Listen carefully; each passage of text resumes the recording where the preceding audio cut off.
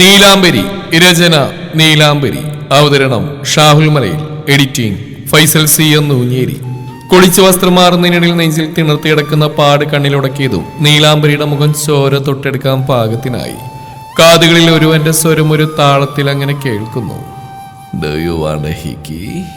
ഒരു ചിരിയോടെ തന്നെ കയ്യിൽ കരുതിയ ചുരിദാർ ധരിച്ചുകൊണ്ട് ബാത്റൂമിൽ നിന്ന് പുറത്തിറങ്ങിയതും കാണുന്നത് ചത്തുകിടന്നുറങ്ങുന്ന കാവ്യയാണ്. നീലാംബരിയുടെ ഒറ്റവിളിയിൽ കൈയും കാലും ഒരുപോലെ മുകളിലേക്ക് നിവർത്തി ഞെട്ടി കണ്ണു തുറിച്ചു കാവ്യ. പരിസരബോധം വന്നു പൂച്ചക്ക് വടിവേല് ഡബ് ചെയ്ത പോലെ വായിൽ തോന്നി വിളിച്ചു പറഞ്ഞുകൊണ്ട് കാവ്യ ബാത്റൂം ലക്ഷ്യമാക്കി പോയി. ഒന്ന് പൊട്ടിച്ചിരിച്ചുകൊണ്ട് നീലാംബരി ഓഫീസിൽ പോകാനുള്ള തയ്യാറെടുപ്പിലേക്ക് കടന്നു. നീണ്ട വനവാസം പൂർത്തിയാക്കി ഇന്നലെ വൈകുന്നേരമാണ് ഇരുവരും ഹോസ്റ്റലിലേക്ക് എത്തിയത്. ഇന്ന് തിങ്കളാഴ്ചയാണ്. ഇന്നു മുതൽ പുതിയൊരു തുടക്കമെന്ന പോലെ ഇരുവരും സന്തോഷത്തോടെയാണ് തലേന്ന് ഉറങ്ങാൻ കിടന്നത്. ജാനോട് ഇന്നലെ തന്നെ നീലാംബരി പറഞ്ഞിരുന്നു പഴയ പോലുള്ള ഫ്രീഡം തനിക്ക് വേണമെന്നും വിവാഹമാകുന്നവരെ ഓഫീസിൽ ആരോടും കാര്യങ്ങളൊന്നും പറയില്ലെന്നും ഓഫീസിൽ പഴയ പൊസിഷനിൽ തന്നെ തുടരാൻ അനുവദിക്കണമെന്നും. ചെക്കൻ കുറെ ചാടി. നീലാംബരി കേട്ട ഭാവം നടിച്ചില്ല. തന്റെ ക്യാബിനിൽ അസിസ്റ്റന്റായി കൂടെ കൂടാൻ അവൻ പറഞ്ഞത് അപ്പാടെ അവൾ നിഷേധിച്ചു. അമ്മാതിരി ഭാരിച്ച പണി ജീവിതത്തിൽ ചെയ്യില്ലെന്ന് പറഞ്ഞതും ഹോസ്റ്റലിന് മുമ്പിൽ രണ്ടിനെ അടിച്ചിറക്കി വിട്ട് ചെക്കൻ ചീറിപ്പാഞ്ഞു പോയി. മെസ്സിൽ പോയി ഫുഡും കഴിച്ച് ബസ്സിൽ കയറി ഇരുവരും ഓഫീസിലേക്ക് എത്തി. നീലു, നീ ഇത്രയും ദിവസം എവിടെയായിരുന്നടി? ആരോടൊക്കെ ഞാൻ അന്വേഷിച്ചെന്നറിയോ? ഓണം ഹോളിഡേ കഴിഞ്ഞ പിന്നെ കണ്ടിട്ടില്ലല്ലോ നിന്നെ. എന്തോ ഇപ്പോഴാ എനിക്ക് ശ്വാസം നേരെ വീണത്. നീലാംബരിയെ കണ്ട പാടത്തിന് ഒരു കള്ളച്ചിരിയോട് അശ്വിൻ തള്ളിക്കേറി ചെന്നു. അവൾ ഇത്രയും നാളും കാണാത്തതിന്റെ പരിഭവം മുഖത്ത് വാരിത്തേച്ച് അശ്വിൻ നിന്ന് കൊഞ്ചി. നീലാംബരി ഒന്ന് ഇളിച്ചു കാട്ടിയെങ്കിലും കാവ്യക്ക് അത് അത്ര കണ്ട് രസിച്ചില്ല. അതെന്താടാ? അതെന്താ നിന്റെ തൊണ്ടിൽ ഞെണ്ടിറിക്കിയോ? വലിയ കഴിവാണല്ലോ.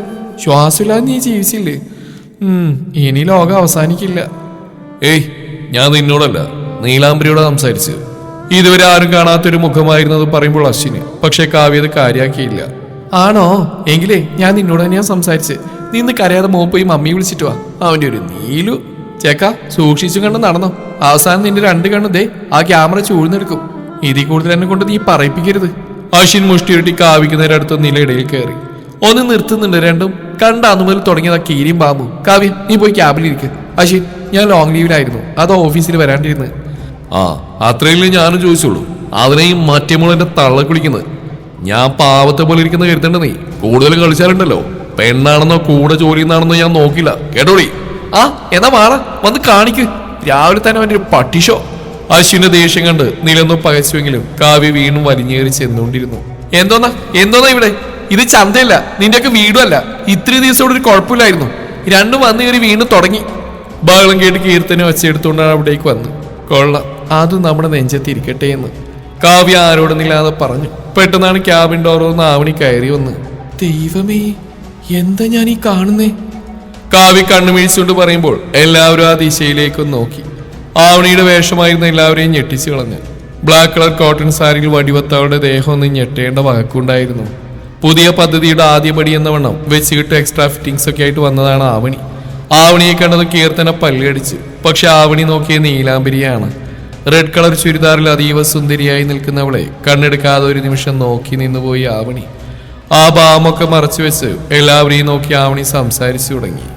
എന്താ ഇവിടെ എല്ലാവരും കൂട്ടിക്കൂടിയിരിക്കുന്നത്? കീർത്തനയുടെ ഒച്ച പുറത്തുനിന്നാ കേൾക്കാലോ. തനിക്ക് മറ്റു സ്റ്റാഫുകളെ കാണുമ്പോൾ ഈ ബോസുകൾ ഇതുവരെ മാറിയില്ലേ? ജാന്റെ റൂൾസൊക്കെ മറന്നോ? ഈ ഓഫീസിൽ എല്ലാവർക്കും നിന്നെ പോലെ തന്നെ ഓരോരോ സ്ഥാനമുണ്ട്. അതുകൊണ്ട് കീർത്തന ഓഫീസ് അസിസ്റ്റന്റുമാരുടെ നേരെ മെക്കിട്ട് കയറാൻ ജോലി എന്തെങ്കിലും ചെയ്യാൻ നോക്ക്. Did you clearly understand what I said? കീർത്തനക്ക് വല്ലാത്ത അപമാനം തോന്നി. ജൂനിയർ സ്റ്റാഫുകളുടെ മുമ്പിൽ വെച്ച് തനിക്ക് നേരെയുള്ള ആവണിയുടെ സംസാരം അവൾക്ക് തീരെ പിടിച്ചില്ല. Good morning guys. നീലയും കാവ്യ നോക്കി നിറഞ്ഞേരിയോട് ആവണി വിഷയുമ്പോൾ നീലാംബരി കണ്ണുമിഴിച്ചുകൊണ്ട് നോക്കി നിന്നുപോയി. പെട്ടെന്നാണ് കിരൺ അകത്തേക്ക് കയറി വന്നത്. ഒരു ബ്ലൂ കളർ ഓഫീസ് സ്യൂട്ടായിരുന്നു അവന്റെ വേഷം. ആവണി അപ്പോഴും നീലാംബരിയുടെ മുഖത്തേക്ക് നോക്കി പുഞ്ചിരിച്ചു.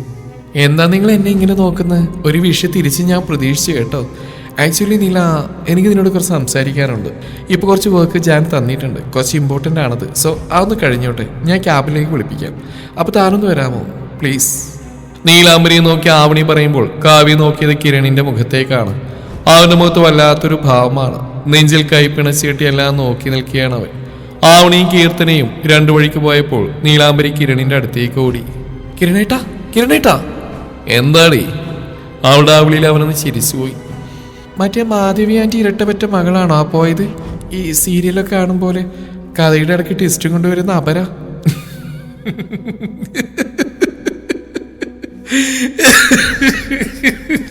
അമ്മേ, എന്റെ പൊന്ന് പൊട്ടി, ഇത് അവള് തന്നെയാ, സാക്ഷാൽ ആവണി. രാവിലെ ഉടുത്തൊരുങ്ങിന്ന സാധാരണ ജാന്റെ കാറിൽ ചാടി കയറുന്നവളാ. ഇന്ന് എന്റെ ഒപ്പം വലിഞ്ഞേറി വന്നു. ജാന്റെ അടികൊണ്ട് ഓർമ്മ നഷ്ടപ്പെട്ട് കാണും, അല്ലെങ്കിൽ വകതിരി വന്ന് കാണും. അല്ലാതെ ഞാനെന്തു പറയാനാ? ഒരു ചിരിയോടെ കിരൺ പറയുമ്പോൾ നീല കണ്ണുകളൊന്ന് കുറുക്കിക്കൊണ്ട് പറഞ്ഞു, എന്നാലേ എനിക്കൊരു ഡൗട്ട്. ജാന്റെ അടുപ്പിൽ വേവാത്ത പരിപ്പ് കിരണേട്ടന്റെ കുക്കറിലിടാനുള്ള ശ്രമമാണോ ഇനി? വലിയ കണ്ടുപിടുത്ത എന്ന പോലെ നീല അത് പറയുമ്പോൾ കാവ്യ ആവണി പോയ വഴിയൊന്ന് എത്തി നോക്കിയ ശേഷം വേഗത്തിൽ ഓടി അവർക്കടുത്തേക്ക് വന്നു. എന്നാലേ അവളെ അരിഞ്ഞുണക്കി അച്ചാറിടും ഞാൻ. ആവണി അച്ചാറ്. കാവ്യ പറയുന്നേട്ട് നില വായും പൊത്തി പിടിച്ചുകൊണ്ട് ചിരിച്ചു. ഞാനൊരു കോഫി കുടിച്ചിട്ട് വരാം. ഇതിനുള്ള മറുപടി നിനക്ക് നിന്റെ ഏട്ടൻ തരും. നീലാംബരി പോയ വഴി ഇഞ്ചി കടിച്ച ബാത്തിൽ നോക്കിയെന്നു കാവ്യ. മുന്നിൽ നിൽക്കുന്നവന് മുഖത്ത് നോക്കാൻ കഴിയാത്ത പോലെ. സാധാരണ ഒരു കുറുമ്പോടെയുള്ള മറുപടി അവൾക്ക് ഇതിനോടം കിരണിൽ നിന്ന് കിട്ടേണ്ടതാണ്. അത് കേൾക്കാഞ്ഞിട്ടാണ് അവൾ അവനെ നോക്കിയതും. മുമ്പൊരിക്കലും കണ്ടിട്ടില്ലാത്ത പോലെ ഒരു ഭാവമായിരുന്നു കിരണിന്റെ മുഖത്തപ്പോൾ. എന്താ എന്താ കിരണി ഇങ്ങനെ നോക്കുന്നേ? ഞാനെങ്ങനെ നോക്കിയാലും നിനക്കെന്താ? നിന്റെ ഫ്രണ്ടല്ലേ ഞാൻ, അല്ലേ? അവസാനത്തെ അവന്റെ ആന്റെ ഒരുപാടങ്ങ് നേർത്തു പോയതും കാവ്യയുടെ നെഞ്ചിലൊരു കൊള്ളിയാൻ മിന്നി. കോഫി വേണം. വേണോ? അല്ല വേണ്ടേ? കാവ്യ നിന്ന് വിക്കി. എനിക്ക് വേണ്ട, പോയിക്കോ. പോയൊരു കോൾഡ് കോഫി എടുക്ക്, ചൂടിന് നല്ലതാ. അതും പറഞ്ഞ് കിരൺ പുറത്തേക്ക് പോയി. നില, ഐ ആം സോറി. ലഞ്ച് കഴിക്കാൻ നേരമാണ് ആവണി നിലയെ ക്യാബിലേക്ക് വിളിപ്പിക്കുന്നത്. കാവ്യ ആ സമയം റെസ്റ്റോറന്റിൽ ഫുഡ് വാങ്ങാൻ പോയി. ജാൻ അപ്പോഴും ഓഫീസിലെത്തിയിരുന്നില്ല. ആരുമില്ലാത്ത തക്കം നോക്കി ഒരു തകർപ്പൻ പ്രകടനം കാഴ്ചവെക്കണമെന്ന് ആവണി തീരുമാനിച്ചിരുന്നു. എങ്ങനെയെങ്കിലും നീലാംബരിയുടെ കൂടെ ഒരു കൂട്ടുകാരിയെ പോലെ പറ്റിക്കൂടണം. അവളുടെ ചിന്തകളുടെയും പ്രവൃത്തികളുടെയും കൺട്രോൾ തന്റെ പിടിയിലാക്കണം. അത്രയേ ഉള്ളൂ. വളരെ സിമ്പിളായൊരു ദുരുദ്ദേശം. പക്ഷെ ആവണിയുടെ പെട്ടെന്നുള്ള സോറി പറച്ചിൽ കേട്ട് നിലയുടെ നെറ്റി ചുളിഞ്ഞു. ആക്ച്വലി ജാനോട് എനിക്കൊരു ക്രഷ് ഉണ്ടായിരുന്നു എന്നുള്ളത് സത്യമാണ്. ബട്ട് നൗ അവനോട് എനിക്കതില്ല. ഫാമിലി ഫ്രണ്ടാണെന്ന് അറിയാതെ സോഷ്യൽ മീഡിയയിലൂടെ കണ്ട് ഇഷ്ടപ്പെട്ടത് ഞാൻ അവനെ. ജയ് ശിവനാഥ് മേനോൻ എന്ന യങ് ആൻഡ് ഹാൻസം ബിസിനസ്മാൻ്റെ വീഡിയോസ് സോഷ്യൽ മീഡിയയിൽ ഇപ്പോഴും വൈറലാണല്ലോ. അവനെ കണ്ടത് മുതലേ നേതാപ്രൽസ് എനിക്കൊരു സ്വപ്നമായിരുന്നു. അങ്ങനെയാണ് ഞാൻ കേരളത്തിലേക്ക് വരുന്നത് തന്നെ, അവൻ്റെ ഒപ്പം ജോലി ചെയ്യാൻ വേണ്ടി മാത്രം. പിന്നെ അറിയുന്നത് പപ്പയുടെ ഫ്രണ്ടിൻ്റെ മകനാണ് ജാനെന്ന്. അപ്പോൾ കുറച്ച് ഓവർ കോൺഫിഡൻ്റ് ആയി. ഞങ്ങൾ ഈ വിവാഹം എല്ലാവരും കൂടി പറഞ്ഞുറപ്പിച്ചതായിരുന്നു. അപ്പോഴാ താൻ ഇടയിൽ കയറി ഗോളടിച്ച്. ആദ്യം കേട്ടപ്പോൾ ദേഷ്യമായി എന്നുള്ള സത്യ. പക്ഷേ എൻ്റെ തെറ്റെനിക്ക് മനസ്സിലായിരുന്നില്ല. നിങ്ങൾ തന്നെയാ ചേരേണ്ടത്. So sorry. നിറഞ്ഞ ചിരിയോടെ ആവണി പറഞ്ഞിരുത്തുമ്പോഴും നീലാംബരിൽ താൻ ഉദ്ദേശിച്ച പോലെ ഒരു ഭാവം കാണാൻ കഴിഞ്ഞില്ലെന്നുള്ള നിരാശ ആവണിക്കുണ്ടായി. കയ്യിലിരുന്ന ടിക് ടാക് പെൻ അമർത്തി നില സംശയഭാവത്തിൽ ആവണിയെ നോക്കിയിരുന്നു. ഏതോ ഒരു നിമിഷത്തിൽ അവളുടെ കയ്യിൽ നിന്നും പെണ്ണ് നിലത്തേക്ക് വീണു.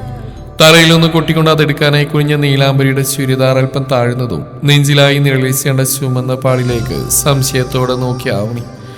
അതെന്താണെന്നും ആരുടെ സമ്മാനമാവും എന്നുള്ളത് മനസ്സിലാക്കാൻ ആവണിക്ക് അധിക സമയമൊന്നും വേണ്ടി വന്നില്ല. ഒന്ന് കണ്ണുകൾ മുറുക്കി അടച്ചു തുറന്ന ആവണി. ദേഷ്യം അത് ഉച്ചയിലെത്തിയതും ആവണിയുടെ മൂക്കിൻ തുമ്പ് പോലും വിറച്ചു തുടങ്ങിയിരുന്നു. ടേബിളിൽ ഇരുന്ന ഒരു കപ്പ് ചൂട് കോഫിയായിരുന്നു. അതും കയ്യിലെടുത്ത് ആവണി നീലാംബരിയുടെ ചേർന്നരികിലേക്ക് നടന്നു. പെണ്ണ് കയ്യിലെടുത്ത് നിവർന്ന നീലാംബരി കണ്ടു തൊട്ടു മുന്നിൽ വന്നു നിൽക്കുന്ന ആവണിയുടെ കാലുകളെ. നിവർന്ന നിമിഷം തന്നെ അവളുടെ കഴുത്തിലായി ചൂട് കോഫി വീണിരുന്നു. നീലാംബരി ഒന്ന് പിടഞ്ഞ് എഴുന്നേറ്റ് പോയി. കോഫിക്കൊപ്പം ചൂട് അവളുടെ ശരീരത്തിലേക്ക് ഒലിച്ചിറങ്ങിയതും നെഞ്ചിൽ അരിച്ചിറങ്ങുന്ന നീറ്റിൽ സഹിക്കവയ്യാതെ അവളുടെ മുഖം ചുളിഞ്ഞു. ചുരിദാറിന്റെ മുൻവശം കൈകൊണ്ട് കൂട്ടിപ്പിടിച്ച് മുന്നിലേക്ക് വലിച്ചു പിടിക്കാൻ ശ്രമിച്ചുകൊണ്ട് അവൾ ആവണിയെ നോക്കി. Oh God, I am so sorry Nila. Sorry sorry sorry. Shit, ഞാൻ ശ്രദ്ധിച്ചില്ല. അറിയാതെ കൈ സ്ലിപ്പായി പോയി. It's okay. ഞാനത് വാഷ്റൂമിലേക്ക് പോട്ടെ. നീല അത് പറഞ്ഞുകൊണ്ട് ഡോർ വന്ന് വാഷ്റൂമിലേക്ക് ഓടിയതും. ഏയ് വെയിറ്റ് നില, ഞാനും വരാം. അതും പറഞ്ഞുകൊണ്ട് പുറകെ ഓടി ആവണി. പൈപ്പ് തുറന്ന് തണുത്ത വെള്ളം കയ്യിൽ കോരിയെടുത്ത് അവൾ നഗ്നമായ നെഞ്ചിലേക്ക് പറ്റുന്ന പോലെ വെച്ചു. അധികം പൊള്ളിയില്ലെങ്കിലും വലിയ രീതിയിൽ തന്നെ ചുമന്ന പാട് കഴുത്ത് മുതൽ താഴേക്കുണ്ടായിരുന്നു. ആവണി അവളെ സഹായിക്കും പോലെ കൂടെ നിന്നതേയുള്ളൂ, എല്ലാം കണ്ട് രസിച്ചുകൊണ്ട്. ഒത്തിരി കളർ ചേഞ്ച് ആയല്ലോ. തൻ്റേത് സെൻസിറ്റീവ് സ്കിൻ ആണല്ലേ. കുടിക്കുമ്പോൾ കോഫിക്ക് അത്ര ചൂടൊന്നും ഇല്ലായിരുന്നു. തൻ്റേത് വെളുത്ത സ്കിന്നായിട്ടാവും ഇത്രയും കളർ മാറിയത്. നില, ഈ പാടെന്താ ജനിച്ചപ്പോഴേ ഉള്ളതാണോ? നെഞ്ചിലായി കണ്ട ഹിക്കയിൽ കഴിച്ചുകൊണ്ട് ആവണി ചോദിക്കുമ്പോൾ നില വേഗം ടോപ്പ് മുകളിലേക്ക് പിടിച്ചിട്ടു. അതെന്തോ കടിച്ചതാ? മനസ്സിലായി. കറക്റ്റ് അവിടെ തന്നെ കടിക്കണമെങ്കിൽ അത് ഏത് ജീവിയാവെന്ന് എനിക്കറിയാം. ഒരാക്കിയ ചിരിയോടെ ആവണി അത്രയും സ്വാതന്ത്ര്യം എടുത്ത് സംസാരിക്കുകയാണെങ്കിലും നീലാംബരിക്ക് അവളോട് ഈ വിധത്തിൽ തിരികെ സംസാരിക്കാൻ തോന്നിയില്ല. അവൾ ചെറിയൊരു പുഞ്ചിരിയിൽ ഒതുക്കി. പക്ഷെ ആ ചിരിയിൽ പോലും ആവണിക്ക് അവളോട് വെറുപ്പാണ് തോന്നിയത്. അവളുടെ നെഞ്ചിൽ ജാന്റെ ചുണ്ടുകൾ സ്പർശിച്ചു എന്നുള്ളത് തന്നെ ആവണിയുടെ സമനില തെറ്റിച്ചു. ചെസ്റ്റ് വർക്കുള്ള ചുരിദാറിന്റെ ഭാഗങ്ങൾ നെഞ്ചിലുരയുമ്പോൾ ഉണ്ടാവുന്ന നീറ്റലിന് പുറമെ മുൻഭാഗം മൊത്തത്തിൽ നനഞ്ഞ കാരണം അവൾക്ക് ആകെ ഒരു അസ്വസ്ഥത തോന്നി. ഫാഷൻ ഹബിൽ ലൂക്കി ഉണ്ടാവണേ എന്ന പ്രാർത്ഥനയോടെ നില താഴേക്ക് പോയി. നീലാംബരിക്ക് താൻ സമ്മാനിച്ച വേദനയിൽ ചെറിയൊരു ആത്മനിർവൃതിയോടെ ക്യാബിലെത്തിയ ആവണി മുന്നിലിരിക്കുന്ന ആളെ കണ്ട് ആദ്യം ഒന്ന് പകച്ചെങ്കിലും പിന്നീട് അവൾ നിറഞ്ഞ ചിരിയോടെ അകത്തേക്ക് കയറി. ഹായ് ശിവേങ്കിൾ, അങ്കിൾ എന്താ ഇവിടെ? ജാനെ കാണാൻ വന്നാണോ? ജാന്റെ ക്യാബിലിരിക്കുന്ന ശിവനാഥ് മേനെ നോക്കി ആവണി ചോദിക്കുമ്പോൾ അയാൾ അവളെ നോക്കി ചിരിച്ചു. ആ ആവണി, ഉണ്ണിക്കുട്ടൻ വരുമ്പോൾ അല്പം ലേറ്റ് ആവും. അവന് ഉച്ചയ്ക്ക് ഒരു ക്ലൈന്റ് മീറ്റ് ഉണ്ട്. ആഡ് ഷൂട്ടിന്റെ ഭാഗമായിട്ട് കുറച്ച് പേര് വരും. അത് പ്രശ്നമില്ല. ഷൂട്ട് ചെയ്യാൻ പോകുന്ന വീട്ടിൽ താമസിക്കുന്നവരാ അവര്. എങ്കിലും ക്യാഷിന്റെ ഇടപാടാകുമ്പോൾ അതിൻ്റെതായ രീതിയിൽ തന്നെ വേണം കാര്യങ്ങൾ കൈകാര്യം ചെയ്യാൻ. എഗ്രിമെന്റ് പേപ്പറെല്ലാം റെഡിയല്ലേ? ഉണ്ണിക്കുട്ടൻ വരുന്നവരെ എന്നോടും കിരണിനോടും അവരെ ഡീൽ ചെയ്യാൻ പറഞ്ഞേൽപ്പിച്ചിട്ടാവും പോയത്. ആ പേപ്പേഴ്സ് എല്ലാം റെഡിയാണെങ്കിൽ ഞാൻ രാവിലെ എന്നോട് ഈ കാര്യങ്ങളൊക്കെ പറഞ്ഞിരുന്നു. എല്ലാം മറന്ന് അവൻ എന്നോട് മിണ്ടിയല്ലോ. എനിക്ക് അപ്പോഴേ ആ ശ്വാസം നേരെ വീണ്. അങ്കിൾ എല്ലാം മറക്കണം അങ്കിൾ. മമ്മി പണ്ടേ വല്ലാത്തൊരു ക്യാരക്ടറാണ്. എവിടെ എന്ത് പറയണമെന്നൊന്നും മമ്മിക്ക് അറിയില്ല. ആവണിയൊരു മുഖവരയിട്ടതും ശിവനാഥ് മേനോനെ തടഞ്ഞു. അതൊക്കെ പോട്ടെ, ഞങ്ങളതൊക്കെ എപ്പോഴേ മറന്ന. ജാന്റെ കാര്യത്തിൽ പ്രതീക്ഷ വേണ്ടെന്ന് ഞാൻ ആദ്യമേ പറഞ്ഞല്ലേ. മോൾ എനിക്ക് സ്വന്തം മോളെ പോലെ തന്നെയാ. എൻ്റെ ശ്രീനിയുടെ മോളല്ലേ നീ. നിനക്ക് പറ്റിയൊരു പയ്യനെ കണ്ടുപിടിച്ച് നിന്റെ വിവാഹം ഈ അങ്കിള് നടത്തും. അതുപോട്ടെ, ആ പേപ്പേഴ്സിങ് എടുത്തേ. അവരിപ്പോൾ എത്തും. കിരണിനെ വിളിച്ച് ഉടനെ ഇവിടേക്ക് വരാൻ പറയണം. താഴെ റിസപ്ഷനിൽ വിളിച്ച് പറയണം. അവർ വന്നാൽ ഉടനെ മുകളിലേക്ക് കടത്തി വിടാൻ. ഓക്കെ, പറയാം അങ്കിൾ. മനസ്സിലെ വെറുപ്പ് പുറത്തെയാടാതെ സൂക്ഷിക്കുന്നതിനിടയിലും ആവണി നിറഞ്ഞ ചിരിയോടെ തകർത്ത് അഭിനയിച്ചു. കോഫി? ഓ ഗോഡ്, നിനക്കും നിന്റെ ബോസിന് എപ്പോഴും ഇതാണല്ലോ പരിപാടി. കോഫി ദയത്തി വീഴുന്നൊരു ട്രെൻഡാണ് ഇപ്പോ. നീലാംബരിയുടെ ഡ്രസ്സിലേക്ക് നോക്കി ഉറക്കെ ചിരിച്ച് ലൂക്ക. എന്റെ പൊന്നി ലൂക്ക, എന്നെ കൊണ്ടൊന്ന് പറയിപ്പിക്കരുത് കേട്ടോ. ആകെ നേരിപ്പോകുക. എനിക്ക് പറ്റിയ ഡ്രസ്സ് എന്തെങ്കിലും ഉണ്ടെങ്കിൽ ഒന്ന് വേഗം തരാവോ പ്ലീസ്? ഇത് എന്റെ ചെസ്റ്റ് കണ്ടോ? എവിടെ നോക്കട്ടെ. ആ ഡിയർ, എന്താ ഇത്? നെഞ്ചത്ത് ദോശയിട്ട പോലെ ആയല്ലോ. ലൂക്ക അവളുടെ ഷോൾ ഒറ്റ വലിക്ക് പറിച്ചു കളഞ്ഞ ശേഷം നെഞ്ചിൽ കണ്ട ചുവന്ന വാളിലേക്ക് നോക്കി കണ്ണുമിഴിച്ചു. പക്ഷേ നിനക്ക് പറ്റിയ ഡ്രസ്സൊന്നും ഇവിടെ ഇല്ലല്ലോ. ഇവിടെ ഉള്ളൊക്കെ വില കൂടിയ ഗൗണുകളാ. പിന്നെയുള്ള ഡ്രസ്സൊക്കെ കണ്ട നീ വോമിറ്റ് ചെയ്യും. ഞാൻ തന്നെ ഡിസൈൻ ചെയ്തതാ. മാത്രമല്ല, ആ എങ്ങും തൊടാത്ത ഡ്രസ്സ് ഇട്ടുകൊണ്ട് നീ ഓഫീസിൽ നടന്നാലേ ഇവിടെയുള്ള ആണുങ്ങളെല്ലാം നിന്റെ പുറകെ വരും. ഏതായാലും നീ തുണിയിരിയാൻ തയ്യാറായ സ്ഥിതിക്ക് നിന്റെ ശരീരത്തിൽ ഞാൻ എൻ്റെ കഴിവുകളൊന്ന് പരീക്ഷിക്കട്ടെ. എന്തോന്ന്? ലൂക്ക പറയുന്ന കേട്ട് ഇരു കൈകളും മാറിന് കുറുകെ വെച്ച് കണ്ണു തുറിച്ചുന്നില്ല. ഓ മൈ ഗോഡ്, ഇവിടെ എല്ലാവരും ഇങ്ങനെ ഡബിൾ മീനിങ് മാത്രം ചിന്തിക്കുന്ന വൃത്തികെട്ടവരായിപ്പോയല്ലോ. എന്നെ ഡിസൈൻസ് പരീക്ഷിച്ച് നോക്കുന്ന കാര്യം ഞാൻ പറഞ്ഞു. ഇങ്ങോട്ട് വാടി യു ടേട്ടി ഗേൾ. ബാലങ്കേനാർ പീഡിപ്പിക്കാൻ ചെല്ലുന്ന പോലെ ലൂക്ക നിലയുടെ അടുത്തേക്ക് അടിവെച്ചു. അയ്യോ, നാട്ടുകാർ ഓടി വരണേ, ഈ ലൂസി എന്നെ പീഡിപ്പിക്കാൻ വരുന്നേ. ഒരു കള്ളച്ചിരിയോടെ നില അവിടെ കിടന്ന് ഓടി. ലഞ്ചിലുള്ള ഫുഡ് മേടിക്കാൻ റെസ്റ്റോറന്റിൽ വന്നാണ് കാവ്യ. കാവ്യ കൊച്ചേ, പുറകിൽ കേട്ട കിരണിന്റെ ശബ്ദത്തിൽ അവളെ ഞെട്ടി. ആദ്യമുണ്ടായ പതർച്ച മാറ്റി വെച്ച ആൾ അവനെ നോക്കി ചിരിച്ചു. ഹലോ കിരൺ സർ, ജ്യൂസ് അടിക്കാൻ വന്നാണോ? ഫുഡ് കഴിച്ചോ? ഞങ്ങളോടൊപ്പം കഴിക്കുന്നോ? ആകെ 2 ബർഗർ മാത്രമേ കിട്ടിയുള്ളൂ. കുടുക്കയിലെ കാശ് മൊത്തം കഴിഞ്ഞു. സാലറി കിട്ടിയില്ല മുതലാളി. അത് കേട്ട് അവനും ചിരിച്ചു. നീ വാ, അങ്ങോട്ടിരിക്കാം. അടുത്ത് കണ്ട് ടേബിൾ ചൂണ്ടി കിരൺ പറയുമ്പോൾ കാവ്യവനെ തടഞ്ഞു. അയ്യോ, ഇരിക്കാനോ? അവിടെ ഇരുത്തി കൊക്കപ്പുഴുവിന് തീറ്റ കൊടുക്കാൻ എന്നെ കാത്ത് ഇരിപ്പുണ്ട്. വാ, അങ്ങോട്ട് വാ. അവൾ വേഗത്തിൽ മുന്നോട്ട് നടന്നു. ഏയ് നിക്കടി, ഒന്ന് പറഞ്ഞോട്ടെ. വേഗത്തിൽ റെസ്റ്റോറന്റിന് പുറത്തേക്ക് ഇറങ്ങിയ കാവ്യയുടെ കയ്യിൽ പിടിച്ചിർത്തി കിരൺ. എവിടേക്ക് ഓടുവാടി നീ? നിനക്ക് എന്നെ കാണുമ്പോൾ ഒരു വെപ്രാളം. മുമ്പൊന്നും ഇങ്ങനെയല്ലായിരുന്നല്ലോ.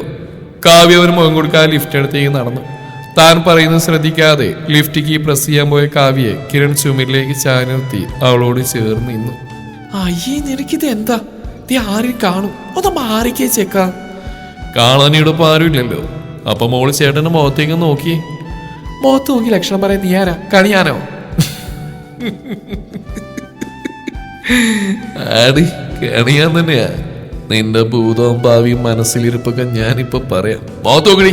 ഒന്ന് പോയി ചെക്ക, എനിക്ക് വിശക്കണു. ചെക്കനോ? 10-30 വയസ്സാവറ എനിക്ക്. നിന്നേക്കാൾ 6-7 വയസ്സിന്റെ മൂപ്പുണ്ട്. കുറച്ച് ബഹുമാനം താടി. ആ പിന്നെ, ഇത് ഇങ്ങോട്ട് കിട്ടിയാലേ അങ്ങോട്ട് തരാൻ പറ്റുള്ളൂ. നീ ഒന്ന് വന്നേ, നമുക്ക് ഓഫീസ് പോവാം. കിരൺ പ്ലീസ്. കാവ്യ നല്ലപോലെ ഒന്ന് കെഞ്ചി നോക്കി. എന്റെ മുഖത്ത് നോക്കാതെ ഞാൻ നിന്നെ ഇവിടുന്ന് വിടില്ല മോളെ. സായികെട്ട് ആളവനെ ഒന്ന് കൂർപ്പിച്ച് നോക്കി. ചെക്കൻ കുറുമ്പോടെ അവളെ ഇരുത്തി നോക്കിയതും കാവ്യ നിന്ന് വിയർത്തു. നിനക്കിത് എന്താണ്? മാറിക്ക്. കഷ്ടാട്ടോ. തള്ളി മാറ്റാൻ നോക്കുന്തോറും കിരൺ അവളുടെ ദേഹത്തേക്ക് അടുത്തു വന്നു. കാവ്യക്കാകെ വല്ലാതെയായി. കിരൺ, നിനക്ക് വിശക്കുന്നുണ്ടോ? അതാ നീ ഇങ്ങനെ ഇത് മുഴുവൻ നീ കഴിച്ചോ? വിക്കി വിക്കി പറഞ്ഞുകൊണ്ട് വിഷയം മാറ്റാൻ നോക്കിയാണ് കാവ്യ. വിശക്കുവാ, പക്ഷേ എനിക്ക് ഇതല്ല കഴിക്കാൻ തോന്നുന്നത്.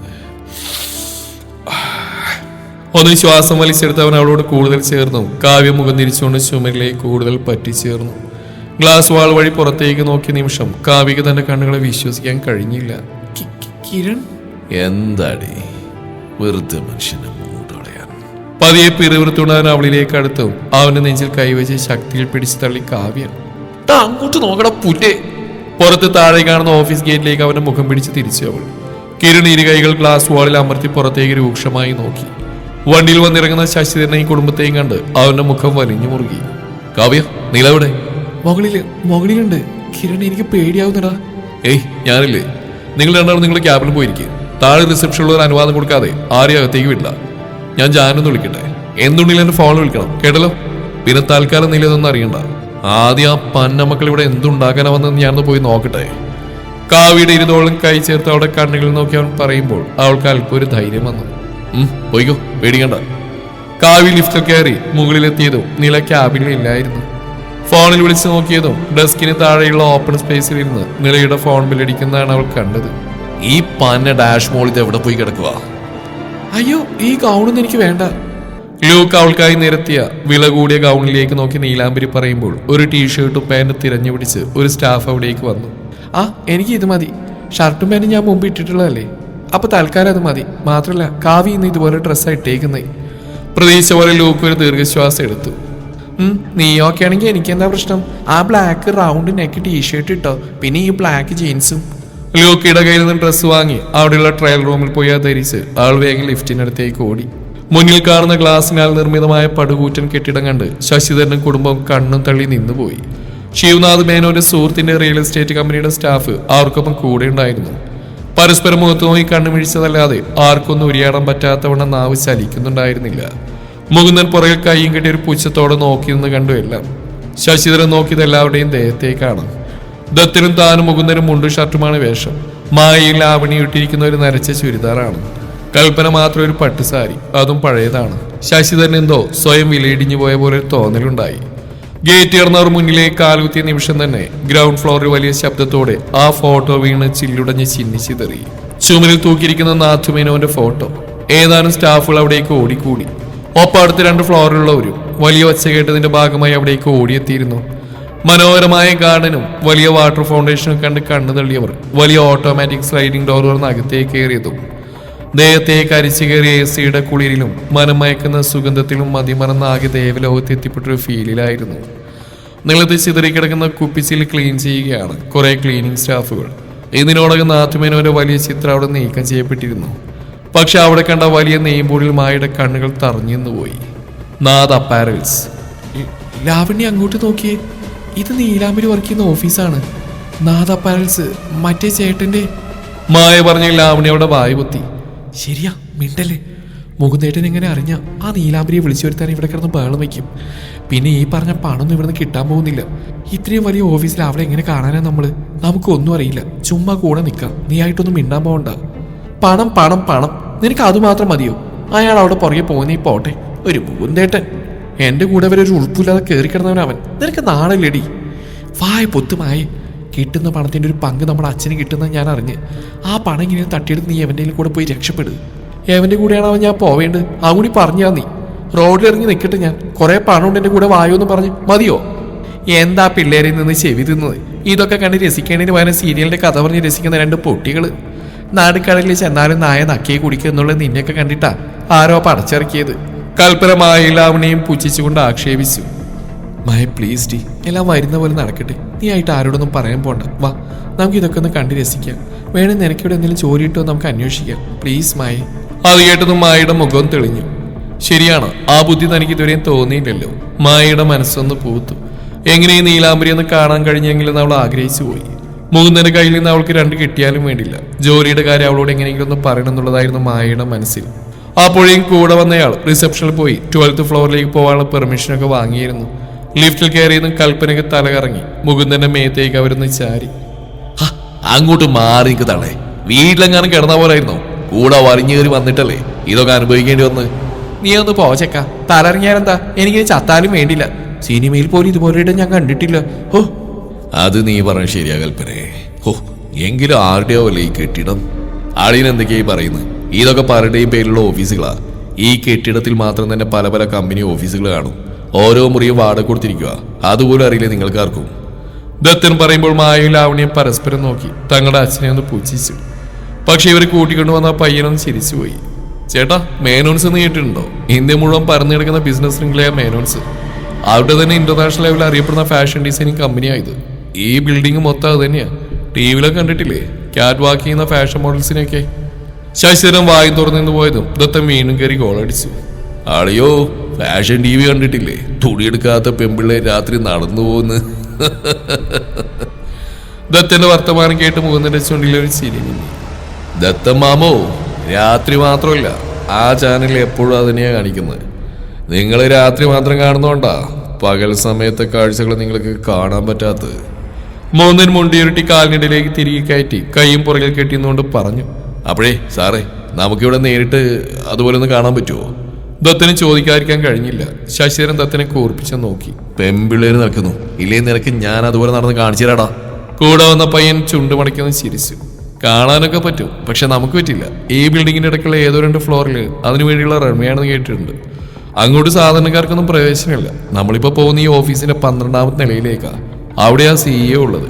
അദ്ദേഹത്തിനാ നിങ്ങൾ കാണേണ്ടത്.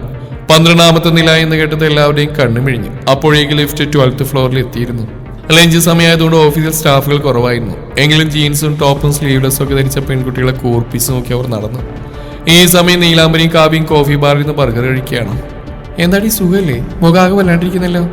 കാവ്യയുടെ നെറ്റിയിലും കാവിളൊക്കെ പിടിച്ചു നോക്കി നില ചോദിക്കുമ്പോൾ താൻ കണ്ട കാഴ്ച അവൾ അറിയിക്കാൻ കഴിയാതെ കാവ്യ തന്റെ ഭയം ഉള്ളിലൊതുക്കി.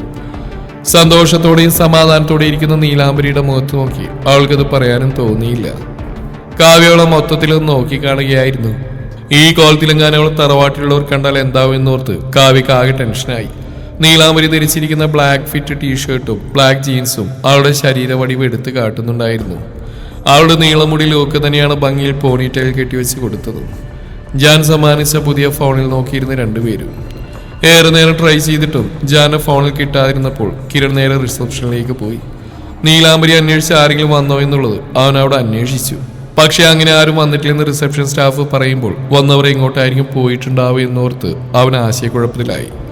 ലക്ഷറി ഓഫീസ് റൂമിലേക്ക് കയറി ശശിധരന്റെയും കുടുംബത്തിന്റെയും കണ്ണുകൾ വീണ്ടും മിഴിഞ്ഞുകൊണ്ടിരുന്നു. ക്യാബിൽ നിന്ന് ശിവനാഥ് മേനോൻ വന്നവരെ സ്വാഗതം ചെയ്തു. ഒരു ബ്ലൂ വൈറ്റ് കോമ്പിനേഷനുള്ള ഓഫീസ് സ്യൂട്ടായിരുന്നു അദ്ദേഹത്തിന്റെ വേഷം. മുന്നിൽ കണ്ട ചെയറുകളിൽ ശശിധരൻ ദത്തനും കൽപ്പനയും ഇരുന്നപ്പോൾ മുകുന്ദനും മായും ലാവണി ഒരു വശത്തായി നിന്നതേയുള്ളൂ. എക്സ്ക്യൂസ് മീ, നിങ്ങൾക്ക് ആ കാണുന്ന സോഫയിലേക്ക് ഇരിക്കാം കേട്ടോ. ആവണി അവർ നോക്കി പറയുമ്പോൾ മുകുന്ദന്റെ കഴുകൻ കണ്ണുകൾ ആവണിയുടെ ശരീരമാകെ ഒഴിഞ്ഞു നടന്നു. ആവണിക്കാകെ ഒരു പുച്ഛഭാവമായിരുന്നു മനസ്സിൽ. ഏതോ പട്ടിക്കാട്ടിൽ നിന്ന് വന്നൊരു കുടുംബം, അഷ്ടിക്ക് വകയില്ലാത്ത ലുക്കും, കണ്ടിട്ടില്ലാത്ത എന്തോ കണ്ടൊരു അന്താളിപ്പും. പക്ഷെ ക്ലയൻസിനോട് ബഹുമാനം കാണിക്കേണ്ടത് തന്റെ ജോലിയുടെ ഭാഗമാണ്. എന്നാലേ തനിക്ക് ഈ ഓഫീസിൽ നിലനിൽപ്പുള്ളൂ. ശിവനാഥ് മേനോൻ ടേബിളിലേക്ക് ഒന്ന് ആഞ്ഞിരുന്നുകൊണ്ട് സംസാരിച്ചു തുടങ്ങി. അപ്പൊ കാര്യത്തിലേക്ക് കടക്കാം. ഫോട്ടോ കണ്ടപ്പോൾ തന്നെ ഞങ്ങൾക്ക് നിങ്ങളുടെ വീടും ചുറ്റുപാടൊക്കെ വല്ലാതെ ഇഷ്ടമായി. പിന്നെ എൻ്റെ മക്കള്, അവരാ ഈ ഓഫീസിലെ കാര്യങ്ങളൊക്കെ ഡീൽ ചെയ്യുന്നത്.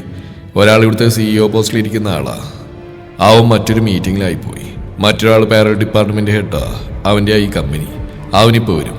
അവനും കൂടി വന്നിട്ട് ബാക്കി പ്രൊസീജിയേഴ്സ് ആരംഭിക്കാം. അവണേ മോളെ, കിരണിനെയും ജാനിയും എന്ന് വിളിക്കുക. ആ പേര് കേട്ടതും മായും ലാവണിയും ചെറിയൊരു ഭയത്തോടെ മുഖത്തോട് മുഖം നോക്കി. തുടരും. ജാനും കിരൺ ഇവരെ നേരിട്ട് കാണുമ്പോൾ എന്ത് സംഭവിക്കും? കാതിരിക്കാം. ഈ കഥയുടെ ബാക്കി ഭാഗം നാളെ ഇതേ സമയം.